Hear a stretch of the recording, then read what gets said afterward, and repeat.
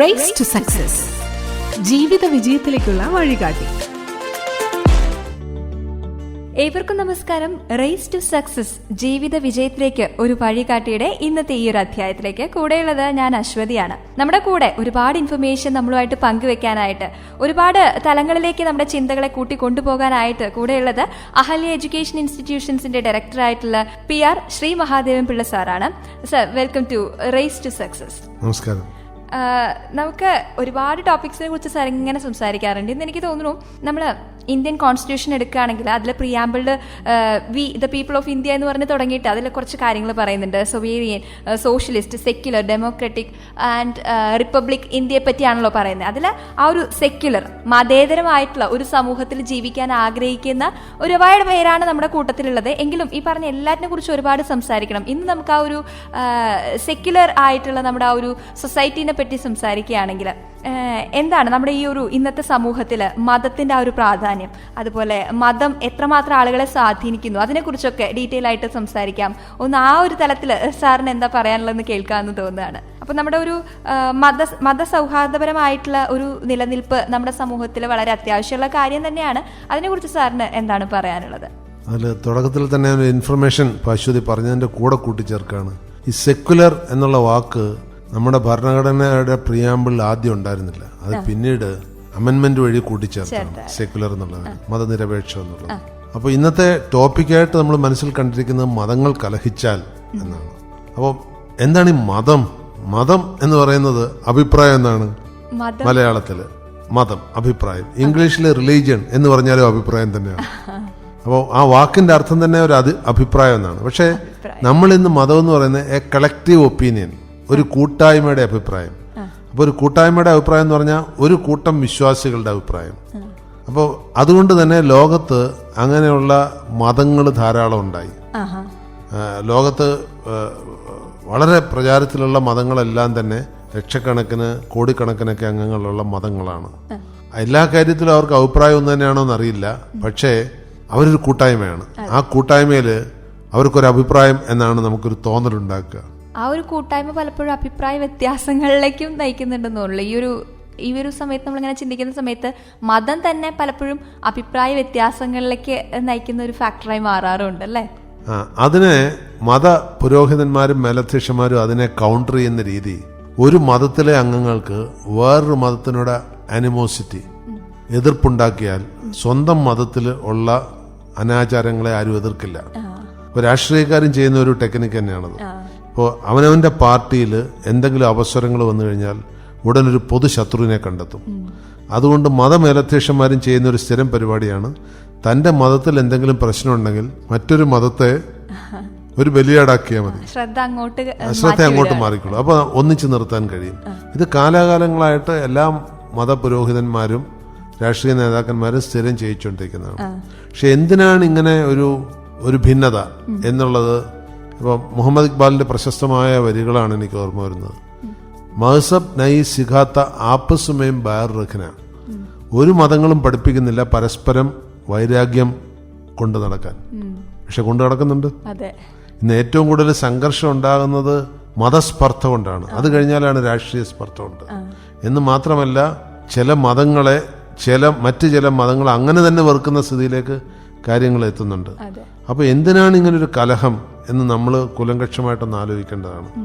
പിന്നെ എവിടുന്നാണ് ഈ മതങ്ങൾ തുടങ്ങിയത്? വളരെ രസകരമായ ഒരു വസ്തുത, ഈ ഭൂമി ഉണ്ടാകുമ്പോൾ മനുഷ്യരേ ഇല്ല. മനുഷ്യനുണ്ടായിട്ട് തന്നെ, ഞാൻ മുമ്പൊരിക്കൽ പറഞ്ഞ പോലെ ഭൂമിക്ക് ഏതാണ്ട് 450 കോടി വർഷത്തോളം പഴക്കമുണ്ട്. അതിൽ മനുഷ്യനുണ്ടായിട്ട് തന്നെ 2 to 3 lakhs years, 2-3 ലക്ഷത്തിലധികമായിട്ടില്ല മനുഷ്യൻ ഈ ഭൂമിയിൽ വന്നിട്ട്. ഈ ഭൂമിയിലെ ഏറ്റവും പുതുതായിട്ടുള്ള ഒരു സൃഷ്ടിയാണ് മനുഷ്യൻ. അത് ഭൂമിയിലുള്ള ഈ ഫോസിലുകളുടെ പഠനം പാലിയന്റോളജി വെച്ചിട്ട് എസ്റ്റാബ്ലിഷ് ചെയ്തിട്ടുണ്ട്. 3 കൊല്ലത്തിൽ 3 ലക്ഷം വർഷത്തിൽ കൂടുതൽ പഴക്കമുള്ള മനുഷ്യരൂപമുള്ള ഫോസിലുകൾ കണ്ടെത്തിയിട്ടില്ല. എന്നാൽ മൃഗങ്ങളുടെയൊക്കെ ഇപ്പോൾ 60 ലക്ഷം വർഷം മുമ്പ് ജീവിച്ചിരുന്ന ഡൈനോസോറുകളുടെയൊക്കെ ഫോസിലുകൾ കണ്ടെത്തിയിട്ടുണ്ട്. അപ്പോൾ അതിൻ്റെ അർത്ഥം ഈ വാലില്ലാത്ത മനുഷ്യനൊരു 3 ലക്ഷത്തിൽ കൂടുതൽ പഴക്കമില്ലാന്ന് തന്നെയാണ്. അത്രയും മാത്രം പഴക്കമുള്ള മനുഷ്യർ ഈ മതം എപ്പോഴാണ് വന്നത്? ഇപ്പോൾ ആദ്യത്തെ എസ്റ്റാബ്ലിഷ്ഡ് മതമായിട്ട് പറയപ്പെടുന്നത് ഹിന്ദു മതത്തെയാണ്. ഹിന്ദുമതത്തിൻ്റെ തന്നെ ഒരു സംഘടിത മതമായിട്ട് ഹിന്ദുമതം രൂപീകരിക്കപ്പെട്ടത് ശങ്കരാചാര്യർക്ക് ശേഷമാണ്. പക്ഷേ ഹിന്ദുമത വിശ്വാസങ്ങൾ മുമ്പ് തന്നെയുണ്ട്. നമ്മൾ പറയുന്ന പോലെ ഹിന്ദുമതത്തിൻ്റെ ആരണ്യകങ്ങൾ, വേദങ്ങൾ, ഇതിഹാസങ്ങൾ, ഉപനിഷത്തുകൾ, ഇതൊക്കെ മുമ്പ് തന്നെയുണ്ട്. ഇതൊക്കെ ഒരു ഈ പറഞ്ഞ എല്ലാം ഏകദേശം ഒരു 1000 വർഷം മുതൽ 3000 വർഷം വരെ പഴക്കമുണ്ടാവുമെന്നാണ് പ്രതീക്ഷിക്കപ്പെടുന്നത്. അതിനപ്പുറത്തേക്ക് ഉണ്ടാകാൻ ചാൻസ് കുറവാണ്. ഇനി വല്ല രാമായണമോ മഹാഭാരതമോ മറ്റോ അതിനേക്കാളും പഴക്കമുണ്ടെങ്കിൽ ശരി തന്നെ. പക്ഷെ മറ്റ് ഹൈന്ദവ ഗ്രന്ഥങ്ങളൊക്കെ അത്രേ പഴക്കമുള്ളൂ. അതുപോലെ ഇപ്പോൾ സൊറാസ്ട്രിയൻ മതത്തിൻ്റെ സെൻ്റ് അവസ്റ്റ തുടങ്ങിയ വേദഗ്രന്ഥങ്ങളൊക്കെ ഒരു 2500 വർഷത്തോളം പഴക്കമുള്ളൂ. ഹിന്ദുമതത്തിൻ്റെ അത്രയും തന്നെ അതിന് പഴക്കമില്ല. അപ്പോൾ മതങ്ങൾ അത്രേ ആയിട്ടുള്ളൂ. അപ്പോൾ മനുഷ്യൻ ഉണ്ടായി കഴിഞ്ഞിട്ട് ഇപ്പോൾ മനുഷ്യൻ്റെ ആയുസ് ഒരു 300 വർഷമെന്ന് അല്ലെങ്കിൽ 30 വർഷമെന്ന് എടുത്തു കഴിഞ്ഞാൽ ഈ പറഞ്ഞതിൻ്റെയൊക്കെ 1 വർഷം കൂടി ആയിട്ടില്ല ഈ മതങ്ങളുണ്ടായിട്ട്. അത്രമാത്രം ചെറിയ കാലങ്ങളിൽ ഉണ്ടായിട്ടുള്ളതാണ്. അപ്പോൾ കലഹിക്കാൻ വേണ്ടി അത്ര വികസിച്ചിട്ടില്ല സത്യത്തിൽ ഇതൊന്നും. അപ്പൊ നമ്മൾ മനുഷ്യൻ മതങ്ങളെ സൃഷ്ടിച്ചു, മതങ്ങൾ ദൈവങ്ങളെ സൃഷ്ടിച്ചു എന്നൊക്കെ കാവ്യാത്മകമായിട്ട് എല്ലാവരും പാടി നടക്കുന്ന പാട്ടുകളൊക്കെ ഉണ്ട്. ശരിക്കും ഈ മതങ്ങളെ സൃഷ്ടിച്ചത് ആരാണ്? മനുഷ്യനാണോ അതോ ദൈവങ്ങൾ തന്നെയാണോ? ഒരു ദൈവവും മതത്തെ സൃഷ്ടിച്ചായിട്ട് എനിക്കറിയില്ല. മതങ്ങളെ എല്ലാം സൃഷ്ടിച്ചത് മനുഷ്യൻ തന്നെയാണ്. മതങ്ങൾ തന്നെയാണ് ദൈവങ്ങളെ സൃഷ്ടിച്ചത്. കാരണം ഓരോ മതത്തിനും അതിൻ്റെതായ സ്പെഷ്യാലിറ്റി വേണമെന്ന് തോന്നി, അതിൻ്റെതായ സ്വന്തമുള്ള ദൈവങ്ങൾ വേണമെന്ന് തോന്നി. അങ്ങനെയാണ് ദൈവങ്ങളെ സൃഷ്ടിച്ചത്. അപ്പോൾ ഈ മതങ്ങളെ സൃഷ്ടിക്കാൻ വേണ്ടി മനുഷ്യന് തോന്നിയത് അതും ഒരു അധികാര ചിന്തയിൽ നിന്ന് വരുന്നതാണ്. ഇപ്പൊ മനുഷ്യന് ദൈവത്തോട് പ്രാർത്ഥിക്കാൻ എന്തിനാ ഒരു ഇടനിലക്കാരൻ? അങ്ങനെ ഇടനിലക്കാർ സ്വയം വരുന്നത് ഏത് ബിസിനസ്സിലാണെങ്കിലും ഇടനിലക്കാർ സ്വയം പ്രത്യക്ഷപ്പെടും. എന്താ കാര്യം? അവർക്കതിൽ കമ്മീഷൻ കിട്ടും. അതുപോലെ ഈ മതങ്ങളുണ്ടായ സമയത്തും ഇടനിലക്കാർ സ്വയം ഉണ്ടായതാണ്. എന്ന് മാത്രമല്ല, ചില ഘട്ടങ്ങളിൽ ഇടനിലക്കാരാണ് മതങ്ങളെ ഉണ്ടാക്കിയത്. കാരണം അങ്ങനൊരു കൂട്ടായ്മയിൽ കൂടി മാത്രമേ മനുഷ്യന് ഒരു മനസ്സിന്റെ ലോലഭാവമുണ്ട്. ചില സമയത്ത് അവൻ വളരെ ദുർബലനാവും. അപ്പോൾ ഈ ദുർബലനാകുന്ന സമയത്ത് അവനൊരു ആശ്രയം വേണം. അപ്പം ഇങ്ങനെയൊക്കെ ചെയ്താൽ മതി എന്ന് പറഞ്ഞ് അവൻ്റെ കൂടെ കുറേ പേര് കൂടും. അങ്ങനെ കൂടുന്നവരൊരു കൂട്ടായ്മയായി മാറും. അങ്ങനെയാണ് എല്ലാ മതങ്ങളും ഉണ്ടാകുന്നത്. ഇപ്പോൾ ഒരു പ്രവാചകൻ ഉണ്ടെങ്കിൽ ആ പ്രവാചകൻ്റെ ഒപ്പം കുറേ ശിഷ്യന്മാർ വരും. ആരാണ് ഈ ശിഷ്യന്മാർ? പ്രവാചകൻ്റെ കൂടെ നടക്കുകയും ഭക്ഷണം കഴിക്കുകയും ഇരിക്കുകയും ചെയ്യുന്നവരാണ് പ്രവാചകൻ്റെ ശിഷ്യന്മാർ. അത് എണ്ണത്തിൽ മാറ്റം ഉണ്ടാവും എന്നുള്ളതേ ഉള്ളൂ. അപ്പോൾ ഈ ശിഷ്യന്മാരെന്ത് ചെയ്യും? പ്രവാചകൻ അതാണ് ഇഷ്ടം, പ്രവാചകൻ ഇതാണ് ഇഷ്ടമെന്ന് പിന്നെ അവർ പറഞ്ഞു തുടങ്ങും. അപ്പോൾ അത് ഇഷ്ടപ്പെടുന്നവരെ വീണ്ടും ആ കൂട്ടത്തിലേക്ക് ചേർക്കും. അങ്ങനെ 1-2 പേരിൽ തുടങ്ങുന്ന ഒരു പ്രക്രിയ ഒരു 50 പേരിലേക്ക്, 100 പേരിലേക്ക്, അങ്ങനെ വർദ്ധിച്ച് ലക്ഷങ്ങളിലേക്ക്, കോടികളിലേക്കൊക്കെ എത്തും. അപ്പോൾ മതം ഉണ്ടാകുന്നതും അങ്ങനെ തന്നെയാണ്. ഒരു 1-2 പേരുടെ അഭിപ്രായത്തിൽ നിന്ന് അവരെ അനുകരിക്കാൻ, അവർ പറയുന്നത് ശരിയാണെന്ന് പ്രചരിപ്പിക്കാൻ വേണ്ടി ഉണ്ടാകുന്നതാണ് മതം. എല്ലാ മതങ്ങളും അങ്ങനെ തന്നെയാണ് ഉണ്ടായിരിക്കുന്നത്. അപ്പോൾ അതുകൊണ്ട് തന്നെ മതങ്ങളെ സൃഷ്ടിച്ചതും ബുദ്ധിമാന്മാരായ മനുഷ്യരാണ്. ഈ എല്ലാ മതത്തിൻ്റെയും പ്രവാചകരിൽ കാണുന്ന ഒരു പ്രത്യേകതയുണ്ട്. അവർ അതിബുദ്ധിമാന്മാരാണ്, ലോകത്തെ മനസ്സിലാക്കിയവരാണ്. ഒരു മണ്ടനും ഒരിക്കലും പ്രവാചകനായിട്ടില്ല. അത് ഏത് മതത്തിൻ്റെ പ്രവാചകരാണെങ്കിലും അവർ അതിബുദ്ധിമാന്മാരാണ്. അതുകൊണ്ട് തന്നെ അവരുടെ ആശയങ്ങൾ അണികളിലേക്ക് നല്ലൊരു പങ്ക് പ്രവാചകരെല്ലാം തന്നെ നല്ല വാഗ്മികളായിരുന്നു. അവർ ആളുകളെ കൺവിൻസ് ചെയ്യിക്കാൻ അവർക്ക് കഴിയുമായിരുന്നു. ഒരുപക്ഷെ കുറച്ചു കാലം കൂടെ ജീവിച്ചിരുന്നെങ്കിൽ നമ്മുടെ ഹിറ്റ്ലറിന്റെ പേരിലൊരു മതം ഉണ്ടായിരുന്നിരിക്കാം. ഇപ്പോൾ കാർൽ മാർക്സിന്റെ പേരിലൊരു മതം ഇപ്പോഴില്ല, പക്ഷെ ഭാവിയിൽ ഉണ്ടായിക്കൂടുന്നില്ല. അപ്പം ആളുകളെ കൺവിൻസ് ചെയ്യാൻ കഴിഞ്ഞ എല്ലാവരിലും ഈ ഒരു ഗുണം ഉണ്ടായിരുന്നു. അവരുടെ പിൻഗാമികളായിട്ട് മതങ്ങൾ ഉത്ഭവിക്കുകയാണ് ചെയ്തത്. ഇനി അവരുടെ കാലത്തിന് ശേഷമാണ് അത് എസ്റ്റാബ്ലിഷ് ചെയ്യപ്പെടുന്നത്. ഉദാഹരണത്തിന് യേശുക്രിസ്തുവിന്റെ പേരിലൊരു മതമുണ്ട്, ക്രിസ്തു മതം. യേശുക്രിസ്തു ജീവിച്ചിരുന്നപ്പോൾ അങ്ങനൊരു മതമില്ല. യേശുക്രിസ്തു ജീവിച്ചിരുന്നപ്പം യേശുക്രിസ്തു കുരിശിലേറ്റപ്പെടുന്ന അവസരത്തിൽ കൂടി അങ്ങനെ ഒരു മതമില്ല. കാരണം ബൈബിളിലൊരു ഭാഗത്ത് പരാമർശിച്ചിട്ടുണ്ട്, യേശുക്രിസ്തു കുരിശിൽ കിടന്നുകൊണ്ട് നിലവിളിക്കുന്നു, എലോയി എലോയി ലമ സബക്താനി, ദൈവമേ ദൈവമേ നീയും എന്നെ കൈവിട്ടോ. ഇത് പിന്തുടർന്ന് ഖലീൽ ജിബ്രാൻ ഒരു കഥ എഴുതി, അത് വലിയ കോൺട്രവേഴ്സി വന്നു. അത് ചിലർ പറയുന്നുണ്ട് അത് യേശുക്രിസ്തു അങ്ങനെ പറഞ്ഞിട്ടില്ല എന്ന്. അതിൻ്റെ അർത്ഥം ദൈവമേ ദൈവമേ നീയും എന്നെ കൈവിട്ടോ. അപ്പം യേശുക്രിസ്തു മരിക്കുന്ന സമയത്ത് തൻ്റെ ശിഷ്യഗണങ്ങളൊന്നും ഇല്ല, തനിക്ക് ആരുമില്ല എന്നൊരു ഫീലിംഗ് ഉണ്ടായി എന്ന് അതിന് പറയുന്നുണ്ട്. പക്ഷെ അദ്ദേഹം മരിച്ച് വർഷങ്ങൾ കഴിഞ്ഞതിന് ശേഷമാണ് അദ്ദേഹത്തിന് ശിഷ്യന്മാരായ അപ്പോസ്തലന്മാർ വരുന്നതും അവർ ബൈബിൾ എഴുതുന്നതും. യേശുക്രിസ്തുവിന് ശേഷമാണ് ബൈബിൾ എഴുതപ്പെട്ടിട്ടുള്ളത്. പിന്നീട് കുറേ കാലത്തിന് ശേഷം അതിശക്തരായ ചക്രവർത്തികളാണ് അതിനെ ഒരു പുസ്തക രൂപത്തിൽ മോഡിഫൈ ചെയ്ത് മാറ്റിയത്.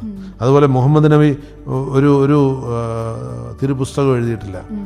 അദ്ദേഹം അരുളി ചെയ്ത കാര്യങ്ങൾ മറ്റൊരാൾ എഴുതി വെച്ചതാണ് ഖുർആൻ. അദ്ദേഹം അരുളി ചെയ്തതെന്നാണ് വിശ്വസിക്കുന്നത്. അതുപോലെ ഹിന്ദു ദൈവങ്ങൾ ഏതെങ്കിലും പുസ്തകം എഴുതിയിട്ടുണ്ടോ? ശ്രീകൃഷ്ണൻ എഴുതിയ പുസ്തകമോ ശ്രീരാമൻ എഴുതിയ പുസ്തകമോ വല്ലതും ഉണ്ടോ?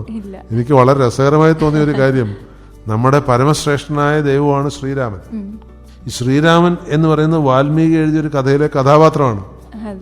അപ്പോൾ ഒരു കഥയിലെ കഥാപാത്രത്തെയാണ് നമ്മൾ പരമമായ ദൈവമായിട്ട് കാണുന്നത്. ഇപ്പോൾ വാൽമീകിയാണ് സമ്മതിക്കേണ്ടത്. ഇങ്ങനൊരു കഥാപാത്രത്തെ സൃഷ്ടിച്ച് ആ കഥാപാത്രത്തെ ദൈവമാക്കി മാറ്റാൻ അദ്ദേഹത്തിന് കഴിഞ്ഞു.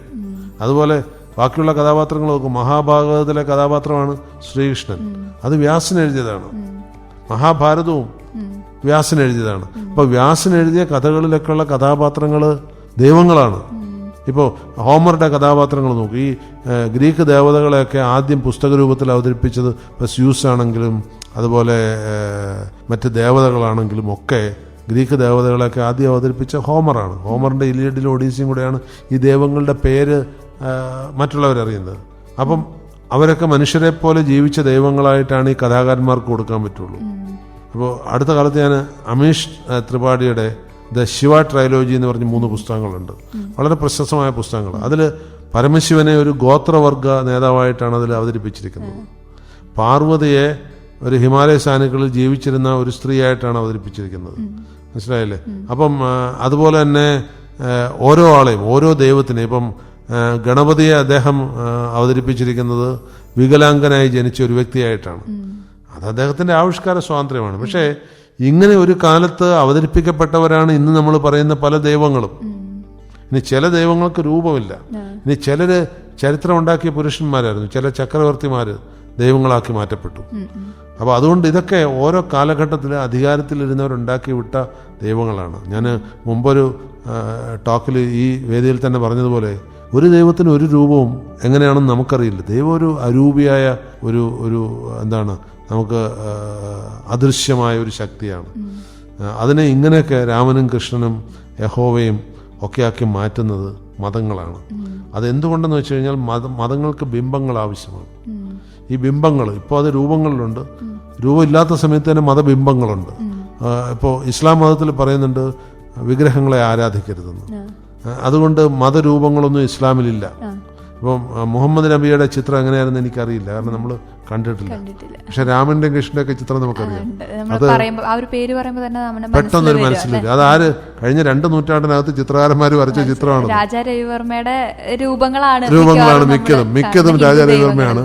അത് കഴിഞ്ഞതിന് ശേഷം നോർത്ത് ഇന്ത്യയിലെ ചില മ്യൂറൽ പെയിന്റിങ്സിലൊക്കെ ചില രൂപങ്ങൾ വന്നു തുടങ്ങിയിട്ടുണ്ട്. അപ്പം അങ്ങനെയാണ്. അപ്പം മതങ്ങൾ തന്നെയാണ് ദൈവങ്ങളെ സൃഷ്ടിച്ചത്.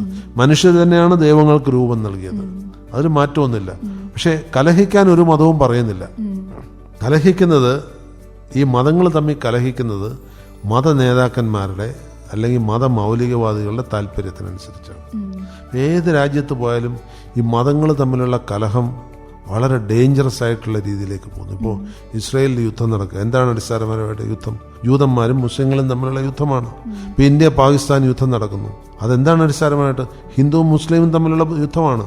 അപ്പോൾ ഇത് കാലികമായിട്ട് ഇങ്ങനെ നിലനിർത്താൻ വേണ്ടി ചില സങ്കുചിത ശക്തികൾ പ്രവർത്തിക്കുന്നുണ്ട്.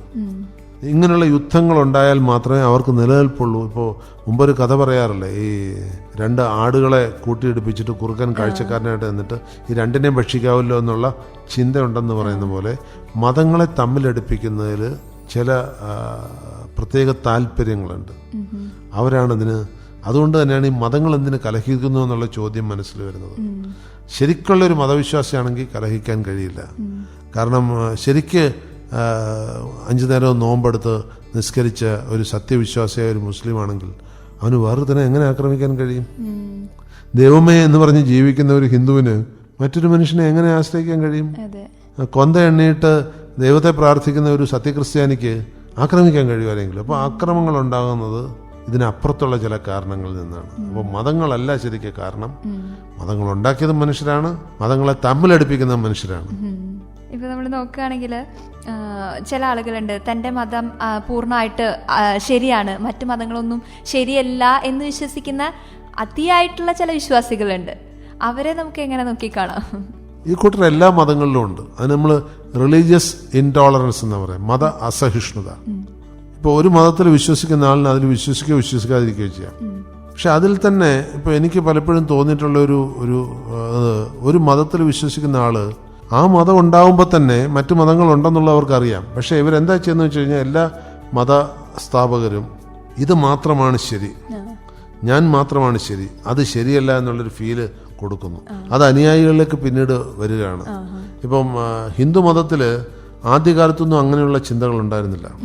ഒരു കാലഘട്ടം കഴിഞ്ഞപ്പോഴത്തേക്ക് ശക്തരായ ചില രാജാക്കന്മാർ ഹിന്ദുമതത്തിൽ അങ്ങനൊരു ചിന്ത കൊണ്ടുവന്നു. ആ ഹിന്ദുമതത്തിൽ അങ്ങനൊരു ചിന്ത, ഹിന്ദു ആണ് ശരിയായ വിശ്വാസി എന്നൊരു ചിന്ത വന്നു. ഇസ്ലാമിൽ നോക്കൂ, ലാ ഇലാഹ ഇല്ലല്ലാഹ അല്ലാഹു അക്ബർ എന്ന് ചൊല്ലുമ്പോൾ അതിന്റെ അർത്ഥം എന്താണ്? അല്ലാഹു അല്ലാതെ ഒരു ദൈവം ഇവിടെ ഇല്ല. അപ്പൊ അത് കേൾക്കുന്ന ഹിന്ദുവിനും തോന്നും, ഓ അല്ലാഹു മാത്രമേ ദൈവമുള്ളൂ. അപ്പൊ പക്ഷെ അല്ലാഹു എന്ന് അവർ ഉദ്ദേശിക്കുന്ന ദൈവം എന്നാണ്. അത് ഇന്റർപ്രറ്റ് ചെയ്ത് വരുമ്പോഴേക്ക് ദൈവം ഒന്നേ ഉള്ളൂ എന്നുള്ള ഒരു മഹത് വചനമാണ് അതിൽ പറയപ്പെടുന്നത്. പക്ഷേ അത് അല്ലാഹു എന്നുള്ള വാക്ക് അവർ ഉപയോഗിക്കുമ്പോൾ, അല്ലാഹു എന്ന് പറഞ്ഞാൽ ഒരു മുസ്ലിം ദൈവമാണ്, ഈശ്വരൻ എന്ന് പറഞ്ഞാൽ ഒരു ഹിന്ദു ദൈവമാണ്, യഹോവ എന്ന് പറഞ്ഞാൽ ഒരു ക്രിസ്ത്യൻ ദൈവമാണ്, അങ്ങനെ നമ്മൾ അതിനെ വ്യവച്ഛേദിക്കുന്നു. പക്ഷെ ഇതെല്ലാം അർത്ഥം ഒന്ന് തന്നെയാണ്. ദൈവം എന്നുള്ളൊരു അർത്ഥത്തിലാണ്. ദൈവം ഒന്നേ ഉള്ളൂ. വാങ്ങി വിളിക്കുമ്പോ ദൈവം ഒന്നേ ഉള്ളൂ എന്ന് മലയാളത്തിൽ പറഞ്ഞു കഴിഞ്ഞാൽ ഈ കൺഫ്യൂഷൻ തീരും. പക്ഷെ എന്താ ചെയ്യുക, അത് അറബി പദങ്ങളാണ്. അറബിയിലുള്ള പദങ്ങളുടെ അർത്ഥവും ഇത് തന്നെയാണ്. പക്ഷെ പറയുമ്പോൾ ഇത് പല ഹിന്ദുക്കളും ഇത് പറഞ്ഞു ഞാൻ കേട്ടിട്ടുണ്ട്. ലാ ഇലാഹ ഇല്ലല്ലാഹ അല്ലാഹു അക്ബർ. നോക്കൂ, അവർ വിളിക്കുന്നത് കേൾക്കൂ, അല്ലാഹു മാത്രമേ ഉള്ളൂ ദൈവമായിട്ടൊന്നും. അല്ലാഹു എന്ന് പറയുന്നത് ദൈവത്തിന് അവർ കൊടുക്കുന്ന പേരാണ്. അപ്പോൾ ദൈവം ഒന്നേ ഉള്ളൂ എന്നുള്ളൊരു സങ്കല്പമാണ് അതിൽ കൂടി. അതുപോലെ എനിക്ക് രസകരമായി തോന്നിയ ഒരു കാര്യം, ആരാധനാക്രമങ്ങളിലുള്ള വ്യത്യാസങ്ങളെ വെച്ചിട്ട് ഭയങ്കര സംഘർഷം ഉണ്ടാകാറുണ്ട് ചില മതങ്ങളിൽ. അത് ഏറ്റവും കൂടുതൽ ഞാൻ കണ്ടിരിക്കുന്നത് ക്രൈസ്തവ മതങ്ങളിലാണ്. ഞാൻ 11-12 ക്ലാസ്സിൽ പഠിക്കുമ്പോൾ ഒരു ക്രിസ്ത്യൻ ഹോസ്റ്റലിലായിരുന്നു. അപ്പോൾ ഞായറാഴ്ചകളിൽ രാവിലെ ഈ പള്ളിയിൽ പോകുമ്പോൾ ചിലപ്പോൾ കുട്ടികൾ കൂട്ടിക്കൊണ്ടുപോകും. എനിക്ക് അത്ഭുതകരമായി തോന്നിയിട്ടുള്ളത്, പള്ളിയിൽ പോകുമ്പോൾ ചിലപ്പോൾ അവർ പറയുന്നത്, അവർ ഏറ്റവും കൂടുതൽ കുറ്റം പറയുന്നത് ഇതര ക്രിസ്ത്യൻ പള്ളികളെയാണ്. ഹിന്ദു മതസ്ഥാപനങ്ങളെയോ മുസ്ലിം സ്ഥാപനങ്ങളെയോ അല്ല. ഒരു ക്രിസ്ത്യൻ പള്ളി ഏറ്റവും കുറ്റം പറയുന്നത് ഇതര ക്രിസ്ത്യൻ പള്ളികളെ കുറിച്ചാണ്. അപ്പോൾ അത് തന്നെ, അത് ഒരു അവാന്തര വിഭാഗങ്ങളെ അങ്ങനെ എടുക്കുമ്പോൾ തന്നെ നോക്കൂ, അവരെല്ലാം ആരാധിക്കുന്നത് യഹോവയാണ്, അവരുടെ എല്ലാം പ്രവാചകൻ യേശു ക്രിസ്തുവാണ്. പിന്നെ അതിലെന്താ വൈജാത്യം? ഇത് സമൂഹത്തിലാണ്. അപ്പോൾ ഒരു മതങ്ങൾ തമ്മിൽ തന്നെയല്ല. ഇപ്പോൾ അടുത്ത കാലത്ത് എറണാകുളത്ത് സംഭവിച്ച് കേട്ടിട്ടുണ്ടാവും, ഒരേ മതവിഭാഗത്തിലെ 2 വിഭാഗക്കാർ അങ്ങോട്ടും ഇങ്ങോട്ടും കൊല്ലാൻ റെഡിയായി നിൽക്കുകയാണ്. അപ്പോൾ മതങ്ങൾ തമ്മിൽ മാത്രമല്ല, മതങ്ങളിലെ അവാന്തര വിഭാഗങ്ങൾ ഈ രീതിയിൽ കലഹിക്കാൻ തുടങ്ങിയിട്ടുണ്ട്. അപ്പോൾ എന്തിനു വേണ്ടിയാണോ മതങ്ങൾ സൃഷ്ടിക്കപ്പെട്ടത്? മതങ്ങൾ എന്തിനു വേണ്ടിയാണ് സൃഷ്ടിക്കപ്പെട്ടത്? എല്ലാ മതങ്ങളും സൃഷ്ടിക്കപ്പെട്ടത് മനുഷ്യനെ നന്മയിലേക്ക് നയിക്കാനാണ്, മനുഷ്യന്റെ തിന്മ ഒഴിവാക്കാൻ വേണ്ടിയിട്ടാണ്. അപ്പോൾ അങ്ങനെ സൃഷ്ടിക്കപ്പെട്ട മതങ്ങൾ പരസ്പരം സ്പർദ്ധയിലേക്ക് പോകുമ്പോൾ ആ മതങ്ങളുടെ ലക്ഷ്യമില്ലാതായിക്കൊണ്ടിരിക്കുകയാണ്. ഇന്നിപ്പോൾ നടക്കുന്നതാണ് എല്ലാ മതങ്ങളും. എല്ലാ മതങ്ങളുടെയും ആ ബേസിക് ആയിട്ടുള്ള ഒരു തോട്ട് അത് സെയിം ആണല്ലേ? എല്ലാ മതങ്ങളും എല്ലാവരും ദൈവം ഒന്നാണ് എന്നുള്ള അർത്ഥത്തിൽ തന്നെയാണ് തോന്നുന്നു എല്ലാ മതങ്ങളുടെ ആ ഒരു ബേസ് കിടക്കുന്നത്. പക്ഷെ അതിനെ പല രീതിയിൽ വ്യാഖ്യാനിച്ച് വന്നപ്പോൾ ഓരോരുത്തർ വേറെ വേറെ ഗ്രൂപ്പായി മാറുകയാണ്. അപ്പോൾ ഇതിലുള്ള ആ ഒരു ഏകത, എല്ലാ മതങ്ങളിലുള്ള ഒരു ഏകത ഉണ്ടല്ലോ, അത് പലപ്പോഴും വിശ്വാസികൾ അറിയുന്ന പോലുമില്ല. ഓരോരുത്തർ അവനവൻ്റെ മതം എന്ന് പറഞ്ഞ് വാദിക്കുന്ന സമയത്ത് എല്ലാ മതങ്ങളും തമ്മിൽ പറയുന്നത് ഒന്നാണ്, അല്ലെങ്കിൽ അതിൽ പറയുന്ന നല്ല കാര്യങ്ങൾ, ഈ നന്മയാണ് പറയുന്നതെന്നും ആരും ചിന്തിക്കാറില്ല അല്ലേ? അത് ഒന്നാമത്തെ കാര്യം, മതങ്ങളെക്കുറിച്ച് ആരാണ് കൂടുതൽ ആഴത്തിൽ പഠിക്കുന്നത്? വളരെ കുറച്ച് പേരെ പഠിക്കാറുള്ളൂ. നല്ലൊരു പങ്കാളുകളെ സംബന്ധിച്ച് ഇപ്പോൾ ഹൈന്ദവരിൽ തന്നെ ചിലരോട് ചോദിച്ചു കഴിഞ്ഞാൽ എൻ്റെ ഗുരുവായൂരപ്പൻ, അത്രേ ഉള്ളൂ. അതിനപ്പുറത്തൊരു ദൈവസങ്കല്പം അവർക്കില്ല. വേറൊരാളിനോട് പറഞ്ഞു കഴിഞ്ഞാൽ എൻ്റെ ആറ്റുകാലമ്മ എന്ന് പറഞ്ഞു കഴിഞ്ഞാൽ അവർക്ക് അത്രേ ഉള്ളൂ. അല്ലെങ്കിൽ എൻ്റെ കൽപ്പാത്തി മഹാദേവൻ അല്ലെങ്കിൽ കൽപ്പാത്തി വിശ്വനാഥൻ, അത്രേ ഉള്ളൂ. അതിനപ്പുറത്തേക്കൊരു ദൈവസങ്കല്പം അവർക്കില്ല. അപ്പോൾ വളരെ പരിമിതമായ ഒരു ദൈവസങ്കല്പമാണുള്ളത്. അങ്ങനെ വന്നു കഴിയുമ്പോൾ എന്താ പറ്റുന്നത്? അവർക്ക് ഒരു വിശാലമായ കാഴ്ചപ്പാടിൽ മതങ്ങളെ കാണാൻ കഴിയില്ല. ഈ മുമ്പൊരിക്കൽ ഞാൻ സൂചിപ്പിച്ച പോലെ ഈ മതങ്ങളെ നമ്മൾ സ്വകാര്യവൽക്കരിക്കുകയാണ്. ആ മതങ്ങൾക്കകത്ത് തന്നെ ഈശ്വരന്മാരെ നമ്മൾ സ്വകാര്യവൽക്കരിക്കുകയാണ്. അപ്പം ഓരോരുത്തർക്കും ഈശ്വര സങ്കല്പം വ്യത്യസ്തമായിരിക്കും. അപ്പോൾ ഈ മതങ്ങളിലുണ്ട് എന്നുള്ളത് കൊണ്ട് അവരുടെ ഈശ്വര സങ്കല്പം ഒന്ന് തന്നെ ആയിരിക്കും നമുക്ക് പറയാൻ പറ്റില്ല. പിന്നെ നല്ലൊരു പങ്കാളുകൾ എങ്ങനെയാണ് ഈ മതത്തിലേക്ക് വന്നത്? ജനിച്ചു വീഴുന്നതാണ്. ഇപ്പം ഞാൻ ഒരു ഹിന്ദു കുടുംബത്തിൽ ജനിച്ചത് കൊണ്ട് ഞാൻ ഹിന്ദുവായി മാറി. എനിക്ക് ജനിക്കുമ്പോൾ ഈ ഹൈന്ദവത എന്താണെന്നറിയില്ല. അപ്പോൾ ഒരു സ്റ്റേജ് കഴിയുമ്പോൾ പിന്നെ ആളുകളുടെ മേൽ കുതിര കയറാനുള്ള ഒരു ഉപായമായിട്ട് മതം മാറുകയാണ്. അപ്പോൾ ഇപ്പം തന്നെ നോക്കൂ, ചില സംഘടനകൾ അവർ ശക്തി പ്രാപിക്കുന്നത് എങ്ങനെയാണ്? എതിർകക്ഷി ഉന്മൂലനം ചെയ്യാൻ ശക്തി വേണമെന്ന് പറഞ്ഞിട്ടാണ് അവർ ശക്തി പ്രാപിക്കുന്നത്. ചില മതസംഘടനകൾ ശക്തി പ്രാപിക്കുന്നത് ഇതര മതത്തിൽപ്പെട്ട സംഘടനകളെ ഉന്മൂലനം ചെയ്യാൻ വേണ്ടി. അതിന് ശക്തി കൂടും. ഇപ്പോൾ എൻ്റെ ഓർമ്മയിൽ വരുന്നൊരു കാര്യമുണ്ട്. ഞാൻ ഗോൺ വിത്ത് ദ വിൻഡ് എന്നുള്ള ബുക്കിൽ വായിച്ചൊരു സംഭവമാണ് എനിക്ക് ഓർമ്മ വരുന്നത്. അമേരിക്കയിൽ എബ്രഹാം ലിങ്കൺ പ്രസിഡൻ്റ് ആയിരിക്കുന്ന സമയത്ത് നീഗ്രോകൾക്ക്, കറുത്ത വർഗ്ഗക്കാർക്ക് സ്വാതന്ത്ര്യം കൊടുക്കുന്ന സമയത്ത് അവിടെ ഒരു വിഘടനവാദ മൂവ്മെന്റ് ഉണ്ടായി. കൂ ക്ലുക്സ് ക്ലാൻ എന്നാണ് അതിന്റെ പേര്. വെള്ളക്കാരുടെ ഒരു സംഘടനയാണ്, യാങ്കികളുടെ. യാങ്കികൾ എന്ന് പറഞ്ഞാൽ സൗത്ത് അമേരിക്കയിലെ വെള്ളക്കാരാണ്. ആ സംഘടന പെട്ടെന്ന് ശക്തി ആർജിച്ചു. അവരാണ് അബ്രഹാം ലിങ്കന്റെ അമേരിക്കൻ പട്ടാളത്തിനെതിരെ യുദ്ധം പ്രഖ്യാപിച്ചവർ. മനസ്സിലായില്ലേ? അത് അമേരിക്കൻ ഐക്യനാടുകളുടെ വടക്കു ഭാഗത്തുള്ള വെള്ളക്കാരായിരുന്നു യാങ്കികൾ. അപ്പോൾ അവരാണ് ഈ യാങ്കിപ്പട എന്നാണ് അവരെ പറയാറുള്ളത്. അപ്പം അവർ യുദ്ധം ചെയ്യുന്നത് തന്നെ ഒരു വെള്ളക്കാരനെതിരെയാണ്. എബ്രഹാം ലിങ്കൺ വെള്ളക്കാരൻ തന്നെയാണ്, അദ്ദേഹം കറുത്ത വർഗ്ഗക്കാരനല്ല. അപ്പോൾ അവർക്കെതിരെ ഈ യാങ്കിപ്പടയോട് യുദ്ധം ചെയ്തതും നല്ലൊരു പങ്ക് വെള്ളക്കാരാണ്. പക്ഷേ നീഗ്രോകളും ഉണ്ടായിരുന്നു, കാരണം മറ്റേ പട്ടാളത്തിൽ ധാരാളം നീഗ്രോകളും ഉണ്ടായിരുന്നു.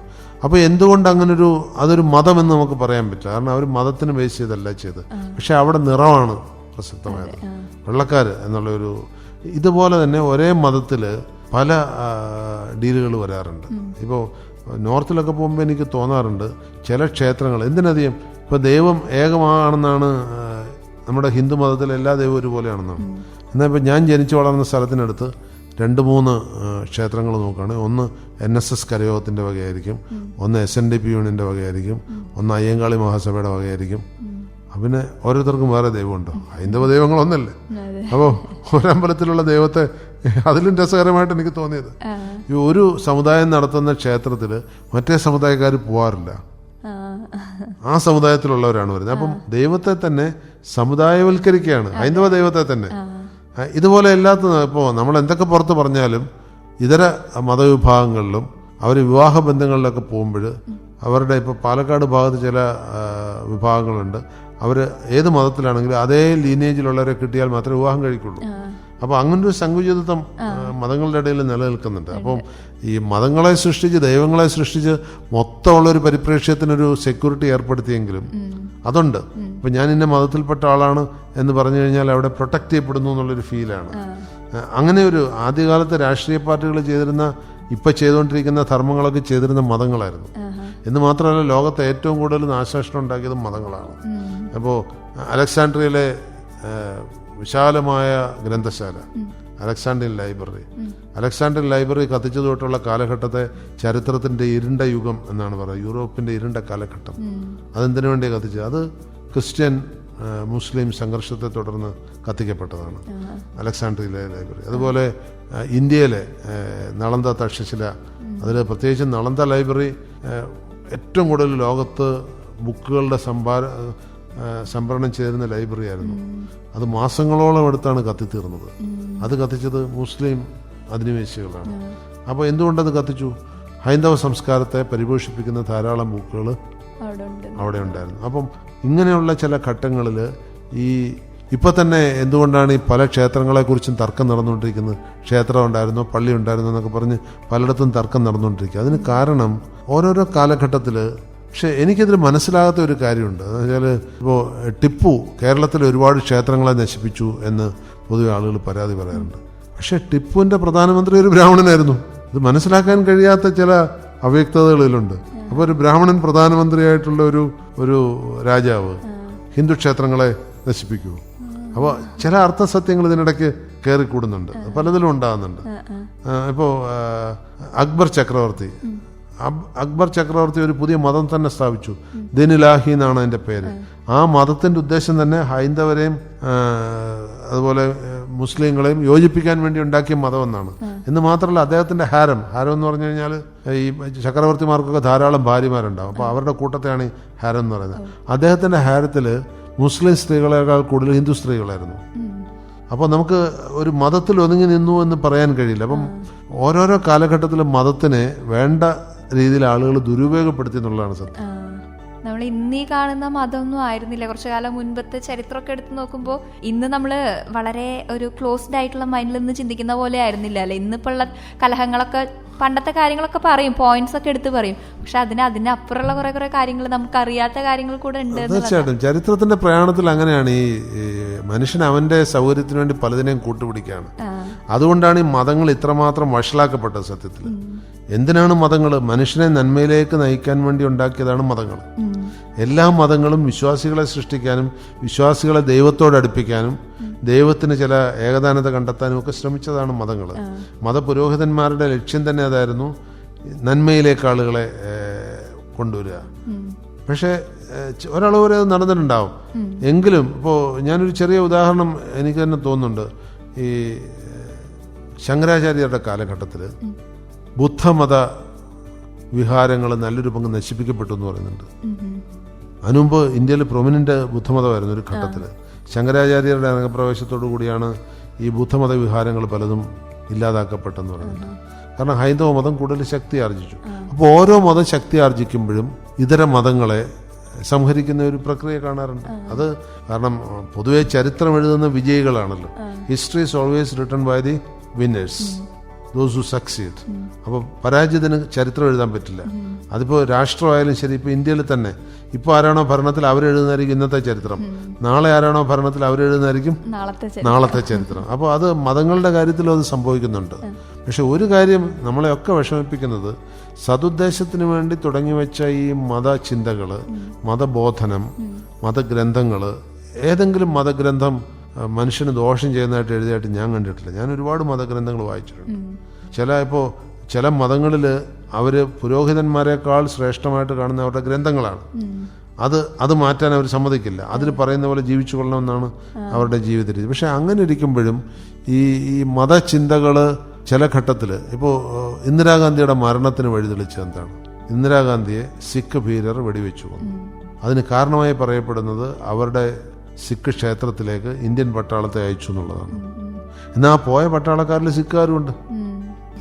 അപ്പോൾ മതങ്ങൾ എങ്ങനെയാണ് വളച്ചൊടിക്കപ്പെടുന്നതെന്നുള്ളതിൻ്റെ ഒരു ഉദാഹരണമാണ് ഈ പറഞ്ഞത്.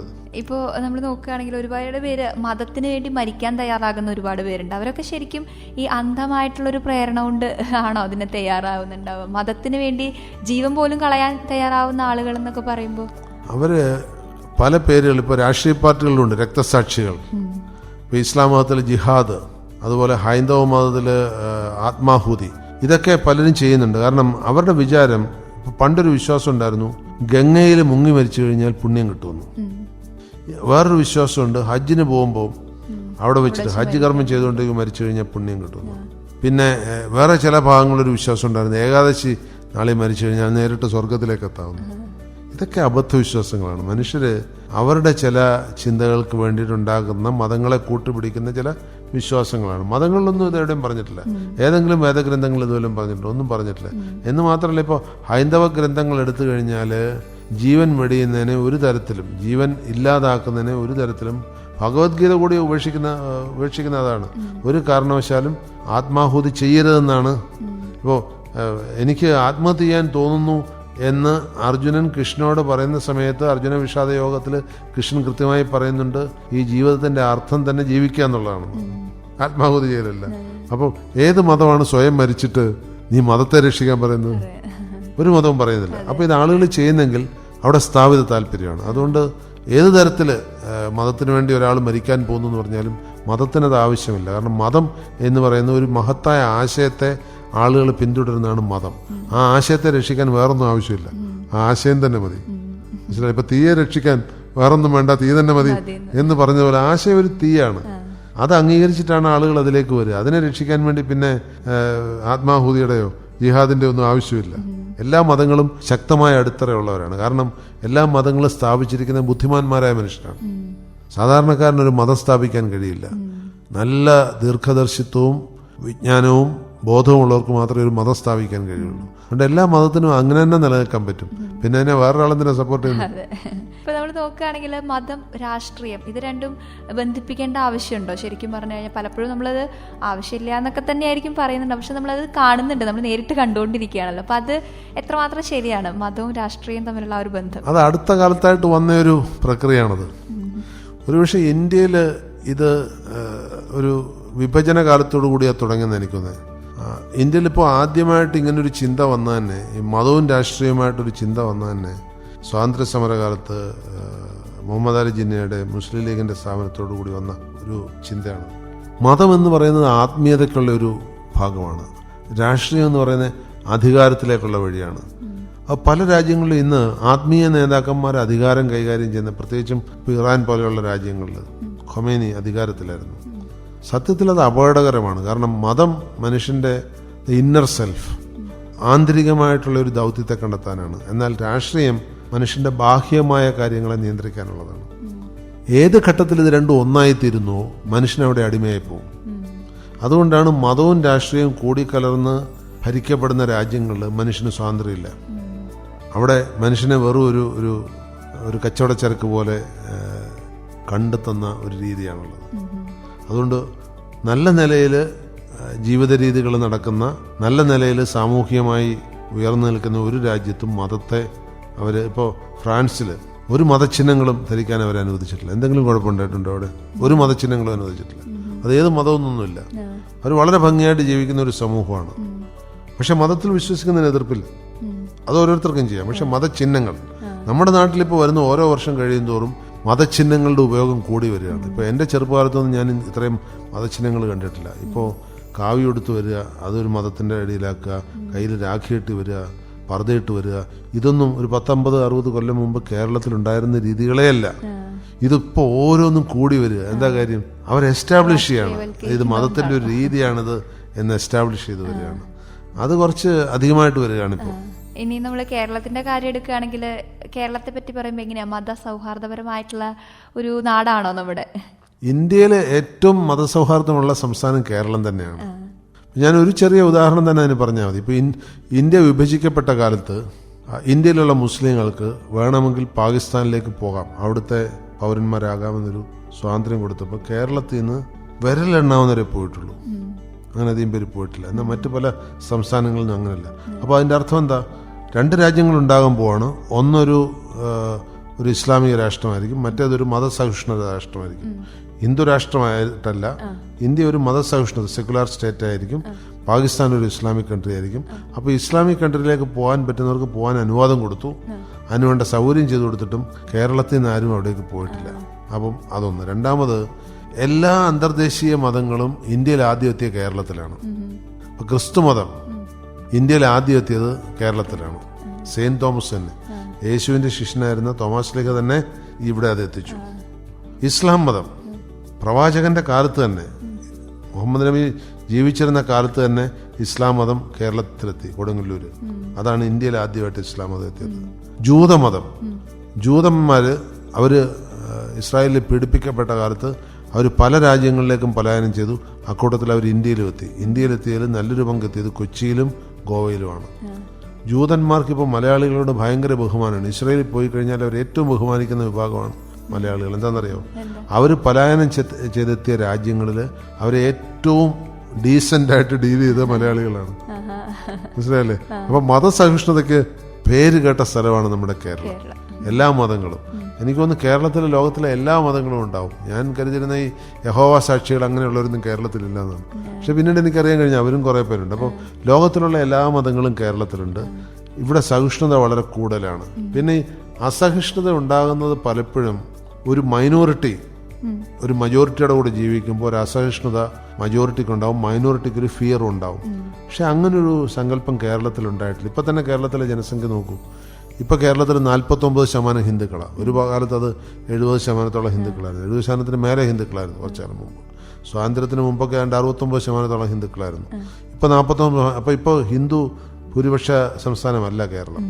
ഇപ്പോൾ 49% ഹിന്ദുക്കളുണ്ട്, 27% മേലെ മുസ്ലിങ്ങളുണ്ട്, 11% മേലെ ക്രിസ്ത്യാനികളുണ്ട്. അതൊക്കെ ഇക്വേഷൻ മാറി വരുന്നുണ്ട്, ഓരോ ഘടനയും മാറി വരുന്നുണ്ട്. ക്രിസ്ത്യാനി പോപ്പുലേഷൻ കേരളത്തിൽ കുറഞ്ഞു വരിക. എനിക്കത് മനസ്സിലാകുന്ന കേരളത്തിലെ നല്ല ക്രിസ്ത്യാനികൾ കേരളം വിട്ടുപോകുന്നത്. 12,000 മേലെ ജൂതന്മാരുണ്ടായിരുന്നില്ല, ഇപ്പോൾ 2-3 പേരെ ഇവിടെ ഉള്ളൂ. ബാക്കി എല്ലാവരും പോയിരിക്കുന്നു. അപ്പോൾ എല്ലാ മതങ്ങളും ഏകോദര സഹോദരങ്ങളെ പോലെ ജീവിച്ചിരുന്ന ഒരു സംസ്ഥാനമാണ് കേരളം. ഇന്നും അതെ. അങ്ങനെ വല്ലപ്പോഴും എന്തെങ്കിലും ഒരു സ്പൊറാഡിക് ഇൻസിഡന്റ് വന്നല്ലാതെ കേരളത്തിൽ മതങ്ങൾ തമ്മിൽ സംഘർഷം ഉണ്ടായിട്ടില്ല. അപ്പം ഞാൻ കുറേ കാലം ബോംബെയിൽ ഉപരിപഠനാർത്ഥം ജീവിച്ചിട്ടുണ്ട്. അന്ന് ഞാൻ കണ്ടത് ബോംബെയിൽ ഒരു മതത്തിൽപ്പെട്ടവർ ഒന്നിച്ചേ ജീവിക്കുകയുള്ളൂ. അത് ഒരു ഫിയർ സൈക്കോസിസാണ്. ഒരു പർട്ടിക്കുലർ ഏരിയയിൽ പോയി കഴിഞ്ഞാൽ മുസ്ലിങ്ങൾ, അത് ന്യൂനപക്ഷങ്ങൾ പ്രത്യേകിച്ചും, ഒരു പർട്ടിക്കുലർ ഏരിയയിൽ പോയി കഴിഞ്ഞാൽ പാഴ്സികളായിരിക്കും. അപ്പോൾ അവർ ഒന്നിച്ച് താമസിക്കുന്ന ഒരു രീതിയിലേക്ക് പോയി. കേരളത്തിൽ അങ്ങനെയല്ല. ഇപ്പം എൻ്റെ വീടിന് ഒരു 1/2 കിലോമീറ്റർ അപ്പുറത്ത് മാറി മുസ്ലിം കുടുംബങ്ങളുണ്ടായിരുന്നു. അവരവിടെ ആകെ 2 കുടുംബങ്ങളെ ഉണ്ടായിരുന്നു. അവർക്ക് ഒരു അരക്ഷിത ബോധവും ഇന്നേ കാലം ഉണ്ടായിട്ടില്ല. അപ്പോൾ കേരളത്തിൽ അങ്ങനെ ഒരു അരക്ഷിതത്വ ബോധം ഒരു വിഭാഗങ്ങളിലും ഉണ്ടായിരുന്നില്ല. മാത്രമല്ല കേരളത്തിൽ ചില ഏരിയയിൽ ഇപ്പോൾ കോട്ടയത്ത് ചില ഭാഗത്ത് പോകണമെങ്കിൽ ക്രിസ്ത്യാനികളായിരിക്കും ഭൂരിപക്ഷം, ഹിന്ദുക്കൾ ന്യൂനപക്ഷമായിരിക്കും. ഇപ്പോൾ മലപ്പുറത്ത് ചില ഏരിയയിൽ പോയി കഴിഞ്ഞാൽ മുസ്ലിങ്ങൾ ഭൂരിപക്ഷമായിരിക്കും, ഹിന്ദുക്കൾ ന്യൂനപക്ഷമായിരിക്കും. തിരുവനന്തപുരത്ത് പോയി കഴിഞ്ഞാൽ ഹിന്ദുക്കൾ ഭൂരിപക്ഷമായിരിക്കും. അപ്പോൾ അതൊന്നും നമ്മുടെ പൊതുജീവിതത്തെ, നമ്മുടെ സമൂഹ ജീവിതത്തെ ബാധിച്ചിട്ടില്ല. അതിൻ്റെ അർത്ഥം കേരളം ഇപ്പോഴും മതസൗഹാർദ്ദ രാഷ്ട്രമാണ്, സംസ്ഥാനമാണ് എന്നുള്ളത് തന്നെയാണ്. അപ്പം നമ്മൾ കുറച്ച് സമയം കൊണ്ട് ഒരുപാട് കാര്യങ്ങളിലേക്ക് ഇങ്ങനെ കടന്നുപോയി. ഇന്നത്തെ റേസ് ടു സക്സസിന്റെ ടൈം ഇവിടെ തീരുകയാണ്. അപ്പം നമുക്ക് വീണ്ടും മറ്റൊരു വിഷയമായിട്ട് കൂടുതൽ സംസാരിക്കാനായിട്ട് എത്താം sir. Thank you so much. നന്ദി. റേസ് ടു സക്സസ്, ജീവിത വിജയത്തിലേക്ക് ഒരു വഴികാട്ടി.